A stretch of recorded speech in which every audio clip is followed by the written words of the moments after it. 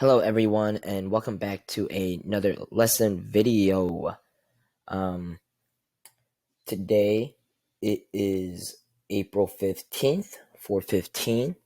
Please make sure that you went back and watched the lesson video for lesson 13 and chapter 8 because that one is a very important one. It talks about the Montgomery bus boycott and we're getting near the end of the book, okay?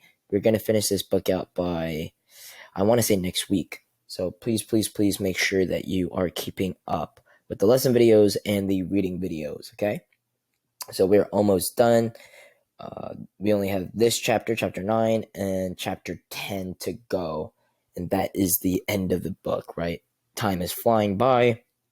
I would like to get everything done before STAR testing starts for the in-person kids, which is by May 5th or 6th, one of those dates, okay? And for you virtual students, you will also be coming up to the campus to take the STAR test sometime in May as well. So please be on the lookout for that. I'm pretty sure many of you have already received a phone call from the front office telling you about the dates and when to come in, okay? Okay, but yeah, let's get started. I do have announcements at the end of this video, some important announcements, so please stay until then. So the focusing question for lesson 14 is still the same. It's what role did Claudette Colvin and others play in the civil rights movement? Last chapter, in chapter 8, we basically talked about the civil rights leaders and the organization they made, the Montgomery Improvement Association, and the steps and the plans that they had in place to have the Montgomery bus boycott. Again, please go watch that previous lesson video because that one was a very important lesson. And the content framing question for lesson 14 is, what does a deeper exploration of the Browder versus Gale court case reveal? So they are going to court to try to end segregation on buses. That court case is called Browder versus Gale, and Claudette is one of the main figures in this court case, as you are going to find out later in this video and during your reading video as well. Okay, so let us get into it. So the lesson 14 learning goal is we're going to analyze how the participation of the plaintiffs in Browder versus Gale develops a sense of agency within the civil rights movement. And if y'all remember sense of agency or agency from the previous 9 weeks when we were doing a Midsummer Night's Dream, agency basically just means a person's own right to make their own decisions, right? A person's ability to make their own decisions instead of having decisions made for them, right?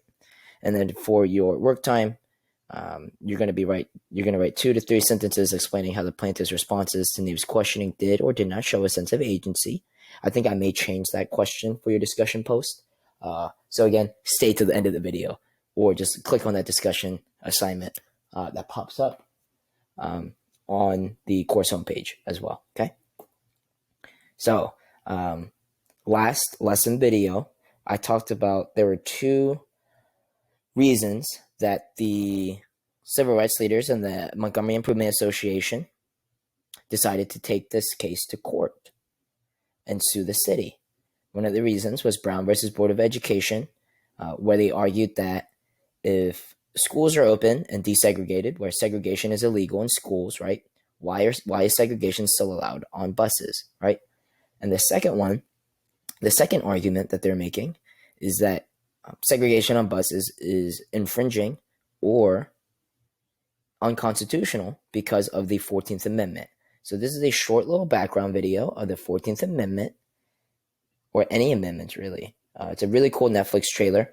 It's only a little under 3 minutes long, so please watch this whenever you have time.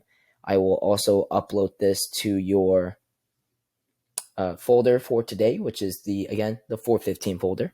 So the 14th Amendment says no state shall make or enforce any law which shall abridge the privileges or immunities of the citizens of the United States. And no state can deny any person any equal protection of the laws.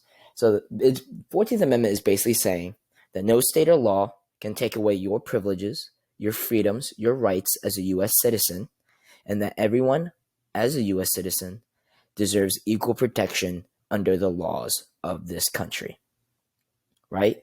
So that's a very good argument to make of saying why segregation as a whole is unconstitutional and illegal. Because segregation on buses, especially that we're focusing on right now for this book, takes away the rights and the freedoms of any minority, or specifically what we're learning about the Black community in Montgomery, right? That's what we're learning about in Montgomery, is the bus segregation and what people have to deal with and how their rights are being taken away because they're under abuse. They're not allowed to sit anywhere that they want, and they're being told basically what to do, and their rights and freedoms are being taken away. Right? That's a very good argument to make, and you're going to be seeing that as you are listening to the lesson or the reading video, or as you are reading your own copy of the book. So, Chapter 9 starts off with a little black page that says Part 2. This book is split up into Part 1 and Part 2. Part 2 is mainly about the court case and what happens after. It's called Playing for Keeps. And these are the two quotes that accompany it. The main quote I want to focus on is this first one by William Dickerson Waheed. He basically says, Browder versus Gale changed relationships of blacks and whites in America and the world. Yet few people know about the case, and even fewer know about the plaintiffs. So Browder versus Gill was a massive case in changing how blacks and whites in America interacted with each other. Right, is basically what this quote is saying. It desegregated buses and made segregation on buses illegal, but it often gets overshadowed because of a bigger case named Brown versus Board of Education of Topeka. Right. I'll be honest with you, whenever I didn't know about Browder versus Gale until I started reading this book. I didn't even know about Claudette Colvin, again, until I started reading this book, right? So this quote hits the nail right on the head. A lot of people don't know about Browder versus Gale, even though it was such an important case in this country's history, and it changed the lives of many people, right?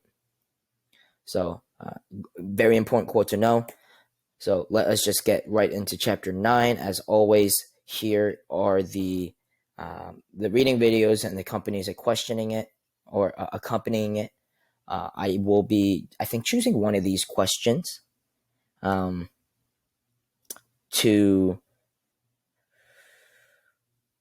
make y'all answer in a discussion post, but I don't know yet. I haven't decided yet, so you're gonna just have to click on the discussion post assignment, and it'll be a nice surprise for everybody. Okay, but again, there are two parts. Both parts are less than 30 minutes. You can play it while you're doing something else, just as long as you are listening to it, right? So the first question, that's one of the main points of Chapter 9, is what difference does Hoos identify between the lawsuit on February 21st and Browder versus Gale?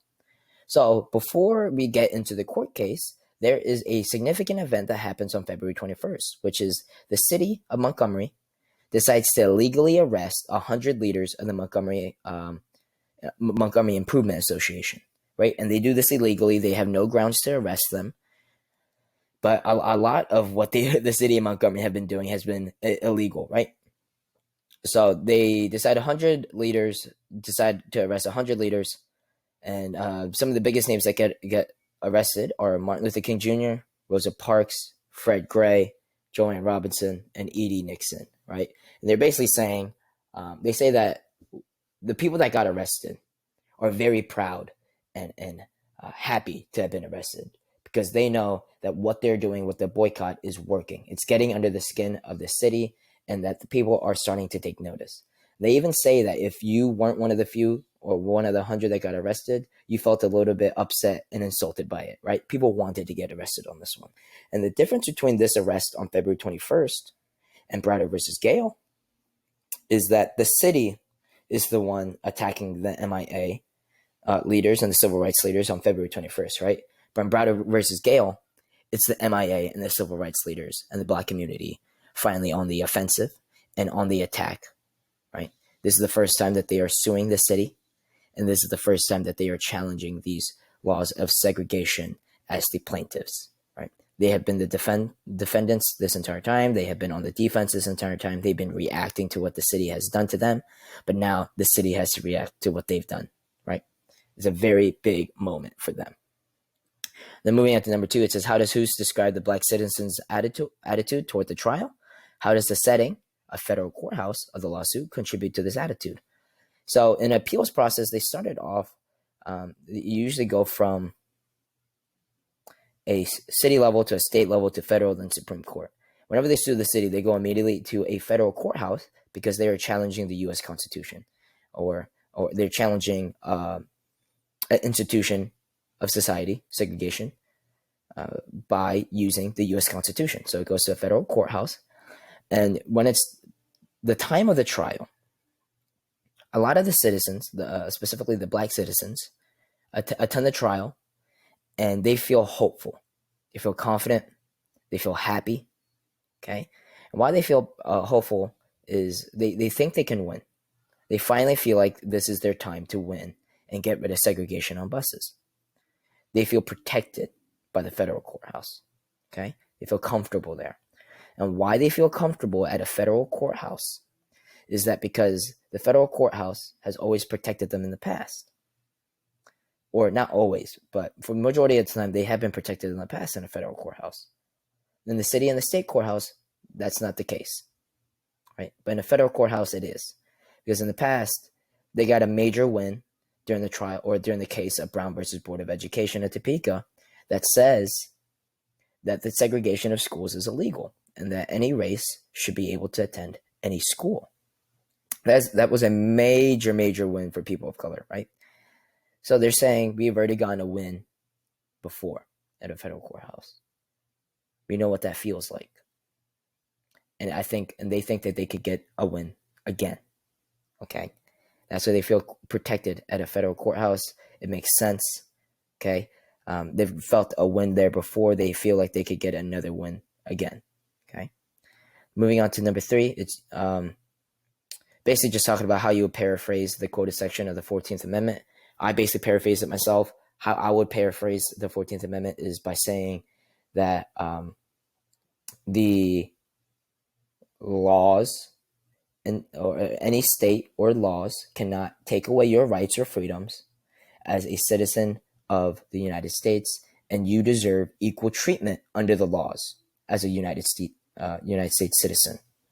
And the segregation, okay, does not give you equal treatment. It takes away your rights. It takes away your freedoms. So segregation, if you're just looking at the 14th Amendment, is unconstitutional, right? It's illegal, okay? It's a very good argument that Fred Gray is making on behalf of the civil rights leaders and the black community. And again, that sort of answered the question for number 4, is how do laws that require segregated seating on public buses violate the 14th Amendment? Because it takes away your rights, your freedoms. It's literally telling you where you can sit and where you're not allowed to sit. Okay? It is taking you away your basic rights, being able to sit wherever you want in a free country, right? Very great argument to make. That is honestly why, spoiler alert, in chapter 10, they do end up winning the case. Fred Gray did a great job. The witnesses that Fred Gray picked did a great job. There were originally 5. At the time of this trial, there's only 4 because one of them dropped out because her job forced her to. Because they said you either drop out of this trial or you get fired. Okay? But the 4 witnesses that do make it to the trial do a great job. And Claudette is the last witness called. Okay? And her story has people crying in the stand and in the audience. She has the best story, so she gets saved for last. And she does a great job of answering the questions from the city's defense attorney, their lawyer. Which leads us to question 5. On page 95, how does Walter Nabes, he is the lawyer for the city of Montgomery. Walter Nabes' questioning of the defendants. Here are the other 3 defendants witnesses alongside Claudette. It's Aurelia Browder. She's the one named because she is alphabetical, and she's the first witness called. Susan McDonald and Mary Louise Smith developed the accusation by segregationists that Reverend Martin Luther King Jr. was a troublemaker who had come from Atlanta to stir up local blacks. So, the civil rights leaders and the MIA had 2 points that they wanted to make in court of saying why segregation is legal, right? Brown versus Board of Education, and the 14th Amendment. The city has two defenses. Their two defenses is, number one, they're saying that the black citizens of Montgomery didn't have a problem with segregation on the buses before. Number two is they're saying it was because of Martin Luther King Jr. that they have a problem with it now. He's a troublemaker. He's the devil. He tricked them. He's forcing them into agreeing with him. Okay? They're basically just trying to pin this all on Martin Luther King Jr. and saying that he's an outsider that came in and caused trouble. Okay? He's basically saying they're all just following him. Okay? While Martin Luther King Jr. is a massive figure, he's a leader, he didn't trick anybody, right? He didn't force anyone to follow him. He just motivated them. He showed them that there is a way to fight. Okay?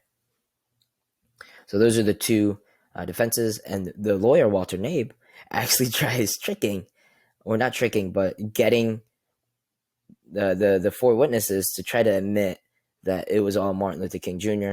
Obviously, it doesn't work. The witnesses do a fantastic job of answering the questions, and they all answer the question basically very similarly. They all say, I stopped riding the buses, not because Martin Luther King Jr. told me to, right? But because I faced discrimination, hatred, and violence whenever I did ride the buses. And I would stop, and I will keep not ride. I would keep, staying away from the buses until segregation is gone. They all say that they will ride the buses again if segregation is gone. Okay? Hopefully that makes sense. Please watch this lesson video, or this reading video. Again, it is in the 415 folder alongside this lesson video. It is important, it is imperative that you watch these reading videos, okay? So, that's chapter 9. Again, we always hit the main points. These are the important people of chapter 9 as Aurelia Browder, Mary Louise Smith, Fred Gray, Walter Knabe, and Claudette Colvin. Aurelia Browder and Mary Louise Smith are two of the other witnesses that Fred Gray calls and has on the side of the civil rights leaders. Aurelia Browder and Mary Louise Smith do a great job of telling their stories of what happened to them on the buses, the discrimination and hatred they faced. And they answer the questions beautifully of saying, we stopped riding because of that discrimination and hatred, and not because Martin Luther King Jr. told us to stop riding the buses. And they all say, we will go back to the buses. We will ride the buses again if segregation is gone. Fred Gray, obviously, he is the lawyer of this. He used to be Claudette's lawyer in her appeal case the first time around as well. He is a civil rights leader. He is a Montgomery Improvement Association leader. He's a great lawyer. He is one of two black attorneys or lawyers in Montgomery. Okay. Walter Knabe is the lawyer for the city. He's the defense attorney. He's trying to get the witnesses to basically say that they stopped riding the buses because Martin Luther King Jr. told them not to, or told them to, right? Walter Knabe, chapter 9 is basically him just questioning Aurelia Browder, Mary Louise Smith, and Claudette Colvin, which leads us to the last important person and the most important person in this chapter is Claudette Colvin. She has the best story to tell, so she's the last witness called. She is known as the superstar witness after she is done telling her story and answering the questions. She's known as the star of the trial. Her story is the most moving, it's the most well-known, and it gets people to cry in the audience, okay? She does a great job answering the questions. She's already been there in court before, so she's used to it. She does a great job. In the last lesson video, we talked about plaintiffs and defendants. Plaintiffs are the ones suing somebody and taking them to court. Defendants are the ones getting sued, right? So if I sue somebody and take them to court, I'm the plaintiff, they're the defendant. So the black citizens are the ones, the black citizens in Montgomery are the ones suing the city, right? So they're the plaintiffs. The city of Montgomery is the one getting sued, so they're the defendant. Why it's called Browder versus Gale is because Aurelia Browder, alphabetically, is the first witness, right? And why it's Gale. Gale is the last name of the mayor of Montgomery, so he's sort of the figurehead, the head of Montgomery, so that's why he's named. And lastly, some important quotes is number one, segregationists singled out Reverend Martin Luther King Jr., branding him a troublemaker, an outsider who had come from Atlanta to stir up local blacks. Remember, that was the main defense or the main argument of the city and Walter Knabe, basically saying Reverend Martin Luther King Jr. is the reason that everyone stopped riding the buses. He was a troublemaker. He caused problems, stirred up problems, right? He started all of this, and it's his fault. Okay, the black community didn't have a problem with segregation on the buses before until Martin Luther King Jr. came into town, right? They're basically saying he convinced everyone to stop riding the buses and start fighting back. The last one is Fred Gray knew well that all their lives, black people had been taught to defer to whites. Again, this goes back to that sense of agency. Fred Gray is basically saying whenever someone is born black in Montgomery, Alabama at this time, they've been taught to be the second fiddle to white people. They've been taught to live in the shadows of white people, right? They haven't had that sense of agency where they were allowed to make their own choices, right? But now they're fighting. They're fighting back, and in this trial, you see the black community and the witnesses that Fred Gray calls. You see them have a sense of agency of deciding to fight back, right? And it is a very beautiful thing.